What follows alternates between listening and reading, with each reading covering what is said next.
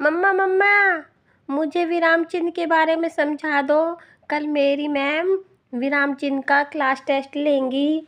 Ma'am ने समझाया था पर मुझे अच्छे से समझ नहीं आया, प्लीज़ आप समझा दो। ओके बेटा, चलो अब हम विराम चिन्ह के बारे में जानते हैं। हम दोनों बहुत देर से बातें कर रहे हैं ना, है ना? तो अब हमें थोड़ा सा विराम लेना चाहिए। विराम जैसे हम रेस्ट लेते बोलते ना, रेस्ट ले ले, आप भी बोलते हो ना कि मम्मा रेस्ट ले ले, तो वो क्या होता है, विराम। विराम मतलब रुकना या ठहरना।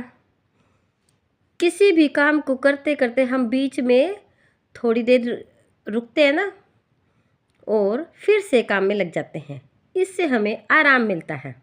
ठीक इसी प्रकार किसी भी वाक्य को बोलते समय हम अपने हाव भाव व्यक्त करने के लिए और अपनी बात को स्पष्ट करने के लिए वाक्य के बीच में तथा अंत में अलग अलग तरह से रुकते हैं और कुछ भाव चेहरे से और बोलने के तरीके से प्रकट करते हैं।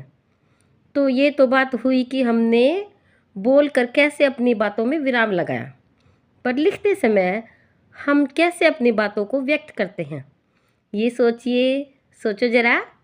वाक्य को लिखते समय वाक्य में भाव को प्रकट करने के लिए कुछ विशेष चिन्हों का प्रयोग करते हैं और उन्हीं चिन्हों को हम क्या बोलते हैं, विराम चिन्ह। आइए सबसे पहले हम कुछ विराम चिन्हों और उनके नामों की लिस्ट बनाते हैं। तो चलिए लिस्ट देखो, ये है विराम चिन्ह और ये है विराम चिन्हों के नाम। ये है पूर्ण विराम, जो ये आपको ये दिख रहा है ना, ये है पूर्ण विराम। और ये जो कोमा होती है इसको क्या बोलते हैं, अल्प विराम। और ये क्वेश्चन मार्क, ये है प्रश्नवाचक। और ये है विस्मयादिबोधक। और ये दो दो कोमा है, इनको क्या बोलते हैं, उद्धरण। और ये है योजक।